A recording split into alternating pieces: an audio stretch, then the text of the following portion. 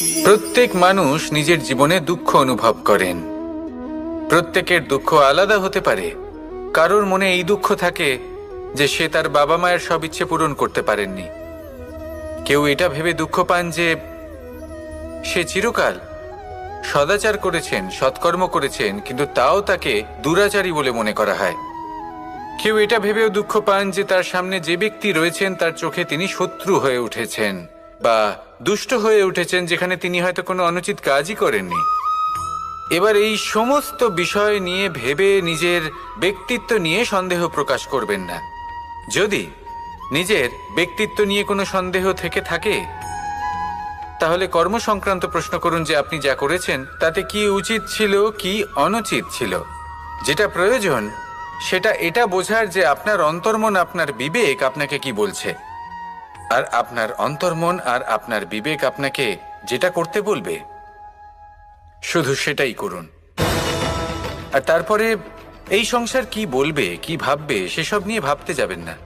কারণ এই সংসার তো ঈশ্বরকেও প্রশ্ন করে থাকে, ঈশ্বরকেও দোষী মনে করে। কখনো কখনো যখন কোনো ঘটনা মানুষের ইচ্ছা অনুযায়ী ঘটে না, তখন মানুষ এটা বলে যে হে ঈশ্বর, আপনি আমার পাশে থাকলেন না, আপনি বড়ই কঠোর, এটা আপনার দোষ। যেখানে বেশিরভাগ সময় হয়তো সে নিজেই নিজের কর্মফল ভোগ করছে। আর কখনো কখনো ঈশ্বর হয়তো তার জন্য আরো ভালো কোনো পরিকল্পনা করে রেখেছেন, কিন্তু মানুষ সেটা বুঝতে পারে না। তাই দিনের শেষে যেটা প্রয়োজন সেটা হলো নিজের মনের কথা বুঝতে হবে। আপনার বিবেক কি বলছে শুধু সেটাই করুন আর সামনে এগোতে থাকুন। আমার সাথে ভালোবেসে বলুন রাধা রাধা। সবাই বলেন যে জীবনে কাদের সঙ্গ লাভ করছি সেটা খুব গুরুত্বপূর্ণ। এক ঝুড়ি ফলের মধ্যে যদি একটা পচা ফল আপনি রেখে দেন, তাহলে আস্তে আস্তে সমস্ত ফল পচে যায়। সেই জন্য কথায় আছে যে কুসঙ্গ থেকে দূরে থাকো। কিন্তু কি করা যায়? এই সংসার খুবই ছোট। যেখানে আমরা কাজ করি, যেখানে আমরা থাকি, যে পথে আমরা আসা যাওয়া করে থাকি, যে পথে আমরা ভ্রমণ করি, সেখানে এমন অনেক সংখ্যক ব্যক্তি থাকেন যাকে দেখে আমরা মনে করি যে এদের থেকে দূরে থাকতে হবে। তখন আমরা কি করতে পারি? তাদের কি আমরা পরিত্যাগ করব?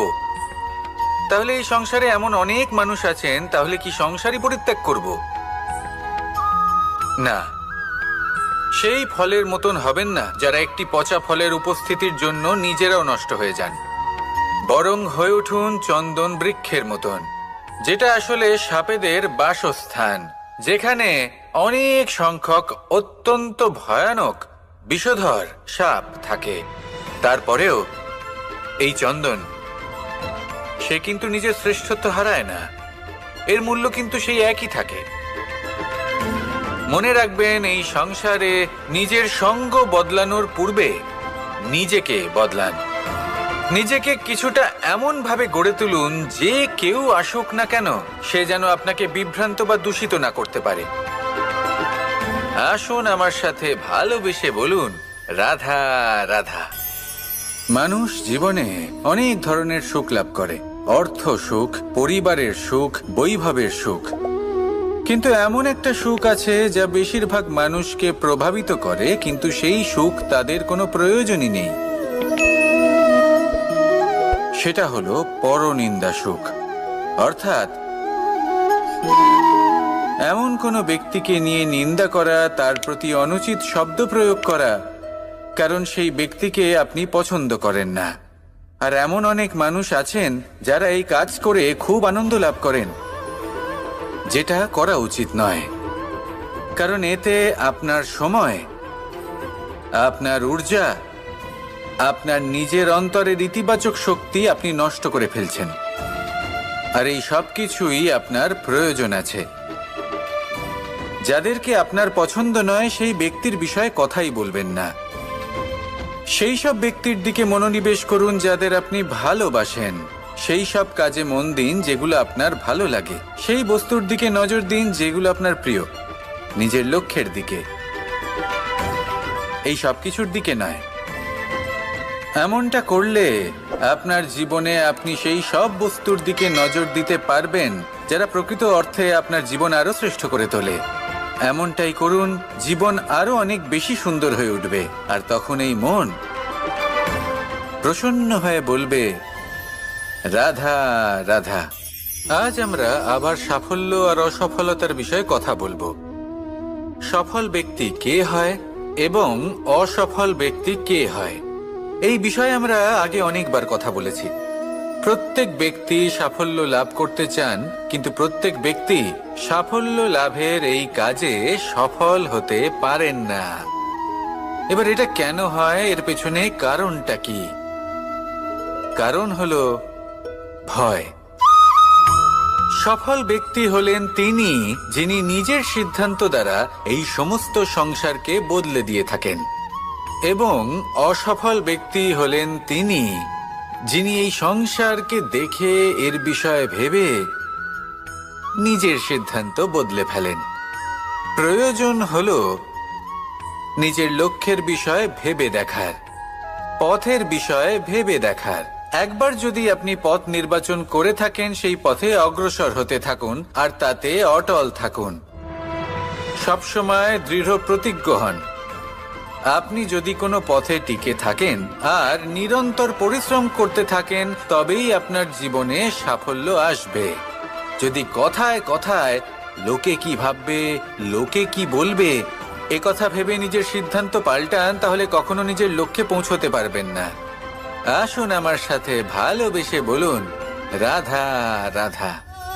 মানুষের 6টি বড় শত্রু রয়েছে, আর এরা অন্য কোথাও নয়, বরং মানুষের অন্তরেই বাস করে। এই 6টি শত্রু হল কাম, ক্রোধ, মোহ, লোভ, ঈর্ষা আর অহংকার। কিন্তু এরা কি চিরকাল আপনার শত্রু হিসেবেই থেকে যায়? এদেরকে নিজের বন্ধু করে তোলা কি সম্ভব নয়? ভেবে দেখুন না। এবার যদি কথা বলি কাম নিয়ে, অর্থাৎ কামনা করা, তাহলে মানুষ যদি জীবনে কামনা করতে থাকে তাহলে সন্তোষের অনুভূতি লাভ করতে পারে না। কিন্তু এই কামনাই মানুষের বন্ধু হয়ে উঠতে পারে। কিভাবে? ধরুন, যদি মানুষ ভাবে আমি আরো অনেক বেশি শ্রেষ্ঠ ব্যক্তি হয়ে উঠতে চাই, আর তার জন্য কর্ম করে, পরিশ্রম করে, তাহলে ভবিষ্যতে গিয়ে শ্রেষ্ঠ ব্যক্তি হয়ে উঠতে পারে কামনার কারণে। অর্থাৎ এই কামনাই ওর বন্ধু হয়ে ওঠে। কিন্তু ধরুন, কোনো মানুষ যদি চায় সে শ্রেষ্ঠ ব্যক্তি হয়ে উঠবে, কিন্তু তার জন্য না কোনো কর্ম করছেন আর না কোনো পরিশ্রম করছেন, আর অধর্মের পথে চলতে শুরু করে দেন, তাহলে এই কামনাই তার শত্রু হয়ে উঠতে পারে। এবার যদি এই কামনাকে নিজের বন্ধু করে তুলতে হয়, তাহলে নিজের নির্বাচনে বিচক্ষণ হতে হবে, নিজের মস্তিষ্কের ওপর নিয়ন্ত্রণ রাখতে শিখতে হবে। সেটাই করুন আর আমার সাথে ভালোবেসে বলুন, রাধা রাধা। আজ আমরা মানুষের আরো একটি শত্রুর বিষয়ে কথা বলবো, যার নাম হলো লোভ। যে কোনো বস্তুকে অত্যাধিক লাভ করার যে বাসনা, যতটা লাভ করেছি ততটা যথেষ্ট নয়, আমার আরো চাই, আরো চাই, একেই বলে লোভ। এবার এই লোভ আপনার জীবনে শুভ না অশুভ, আপনার মিত্র নাকি আপনার শত্রু, সেটাও নির্ভর করছে আপনার ওপর। যেমন ধরুন, কোনো ব্যক্তির অসম্ভব ধনের লোভ, সে সেটা অর্জন করছে আর সেটা সংগ্রহ করছে, আর সেটা লাভ করার জন্য সে অনৈতিক কাজ করছে। যদি এই সব হতে থাকে, তাহলে লোভ কিন্তু আপনার পক্ষে অত্যন্ত ক্ষতিকারক। কিন্তু যদি সেই ব্যক্তি ধরুন ধন অর্জন করছেন, তার সাথে নীতিও পালন করছেন, আর সংগ্রহ করার পরে সেটা সংসারে ছড়িয়ে দিচ্ছেন, যদি এমনটা হয়, তাহলে এই লোভ আপনার বন্ধু হয়ে উঠতে পারে। যদি আপনার সৎসঙ্গ লাভ করার, সৎকর্ম করার লোভ থাকে, তাহলে আপনি কখনো একা থাকবেন না। যদি ভালোবাসা প্রদান করার লোভ থাকে, এই সংসারকে সাহায্য করার লোভ থাকে, তাহলে এই লোভ যা সংসারের শত্রু, সেটা কিন্তু আপনার সাথে পরমাত্মার মিলন ঘটাতে পারে। এবার এই লোভকে নিজের মিত্র করে তুলবেন নাকি শত্রু করে তুলবেন, সেই সিদ্ধান্ত আপনারই। আসুন আমার সাথে ভালোবেসে বলুন, রাধা রাধা। কখনো এই প্রকৃতির দিকে তাকিয়ে থাকবেন। এই প্রকৃতি অনেক ধরনের শিক্ষা দেয়। কোনো একটা গাছকে দেখুন কিভাবে সে মাটি থেকে জল শুষে নেয়। সে ঝড় হোক বা হোক কড়া রোদ সব সহ্য করে এবং অবশেষে সে ফল ধারণ করে।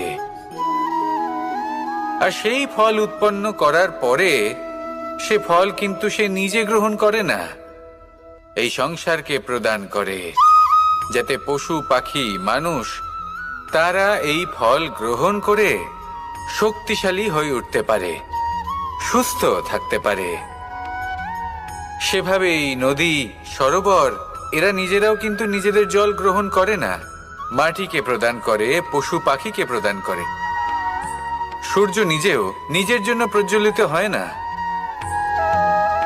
সে প্রকাশ ছড়িয়ে দিতে চায় আমাদের সবার কাছে, সে আলো পৌঁছে দিতে চায়। এই প্রত্যেকের কর্মে পরমার্থ নিহিত আছে, আর সেই জন্যই এদের সকলকে পুজো করা হয়। তাই মনে রাখবেন, আপনার কাছে জীবন যাপনের অতিরিক্ত যা কিছুই আছে তা পরমার্থের জন্য। তাহলে তার সদ্ব্যবহার করুন আর আমার সাথে ভালোবেসে বলুন, রাধা রাধা। পরিবর্তন, এটা হলো সৃষ্টির অমূল্য নিয়ম। এই সংসারে সবকিছু সময়ান্তরে পরিবর্তিত হয়, এই সময়ও পরিবর্তিত হয়। পরিবর্তন চিরকাল হয়ে এসেছে আর চিরকাল হতে থাকবে। কিন্তু এবার আমরা সেই পরিবর্তন কিভাবে লাভ করব যেটা আমাদের প্রয়োজন, যেটা আমরা চাই। আমরা জীবনে বিকাশ চাই। এই বিকাশ কিভাবে লাভ করতে পারি? এই প্রকৃতি কিন্তু আমাদের অত্যন্ত উত্তম উদাহরণ দিয়ে বুঝিয়েছে। একটি বিন্দুর উদাহরণ দিয়েছে যা ভবিষ্যতে একটা বিশাল নদীর আকার ধারণ করে। এটা কিভাবে হয়? মেঘ থেকে একটি বিন্দু ঝরে পড়ে সেই পর্বতের ওপর যেখানে হিম আছে। সেই হিমের সংস্পর্শে আসা মাত্র সেই বিন্দুর সাথে আরো বেশ কিছু বিন্দু যুক্ত হয়, তারপর তারা অগ্রসর হয়, আরো কিছু বিন্দু যুক্ত হয়, আস্তে আস্তে একটা ক্ষীণ ধারার রূপ ধারণ করে এবং সেটাই ভবিষ্যতে আরো এগোতে থাকে। অনেকটা যাওয়ার পর যখন অনেক সংখ্যক বিন্দু একসাথে যুক্ত হয় তখন সেটা বিশাল নদীর আকার ধারণ করে। এবার আমরা মানুষ বলে আমাদের সাথে এই নিয়মের অন্যথা হয় তা নয়। আমরাও এই প্রকৃতির অংশ, আমাদের ক্ষেত্রেও একই নিয়ম প্রযোজ্য। যখন পরিশ্রম করে অনেক সংখ্যক বিন্দু আমরা একত্রিত করব তখনই পরিবর্তনের নদী প্রবাহিত হবে। প্রয়োজন হলো নিরন্তর পরিশ্রম করা এবং ধৈর্য ধরা। এটা করতে থাকুন, জীবনে সব কিছু লাভ করতে পারবেন। কারণ প্রকৃতি আমাদের এটাই শিখিয়েছে, আর আমরা এই ব্রহ্মরই একটি অংশ, যার দ্বারা এই ব্রহ্মাণ্ড নির্মিত। আসুন আমার সাথে ভালোবেসে বলুন, রাধা রাধা। আমরা সকলে সামাজিক জীব। মানুষের সাথে দেখা সাক্ষাৎ করা এটা চিরকালই চলতে থাকে। আমরা কখনো কাউকে উপহার দিই, আবার কখনো কেউ আমাদের উপহার দেয়। কখনো কি এমন হয়েছে যে আপনি কাউকে একটা উপহার দিয়েছেন, কিছু সময় পরে বা কিছু মাস পরে সেই উপহারই ঘুরে ফিরে আপনার কাছেই এসেছে, অর্থাৎ সেই বস্তুটাই আপনার কাছে আবার ফিরে এলো? এরকম হয়। ছেলেবেলায় একদিন একজনের বিবাহ ছিল, তখন মা তাকে একটা উপহার দিতে চাইছিলেন। তাই তিনি একটা পোশাক বানালেন আর সেটাকে সুসজ্জিত করছিলেন। আমি দেখলাম আর জিজ্ঞেস করলাম যে মা, এই পোশাক এত সুসজ্জিত করার কি আছে? তখন মা বললেন যে কানাই, কখনো কাউকে এমনই উপহার দেবে, এমন প্রকারে দেবে যে সেটা যদি আবার ঘুরে ফিরে তোমার কাছে ফিরে আসে তাহলে যেন তোমার খারাপ না লাগে। এটাই কিন্তু হয় আমাদের ব্যবহারের সাথে, কর্মের সাথেও এবং আমাদের কথার সাথেও। তেমনই আচরণ করবেন যে আচরণ আপনি সহ্য করতে পারবেন। যদি মুখ থেকে কটু কথা বেরোতে থাকে তখন নিজেকে সংযত করে নিন। সেই শব্দই প্রয়োগ করুন যেটা আপনি তার বদলে শুনতে চাইবেন এবং আপনার দুঃখও হবে না। কারণ আপনার কর্ম এমন একটা উপহার যেটা আবার ঘুরে ফিরে ফলস্বরূপ আপনার কাছেই আসবে। সেই জন্য নিজের আচরণ শুভ করুন, নিজের মানসিকতা শুভ করুন, নিজের মুখ থেকে মধুর বাণী নিঃসৃত করুন, আর এইভাবেই মধুরভাবে বলুন, রাধা রাধা।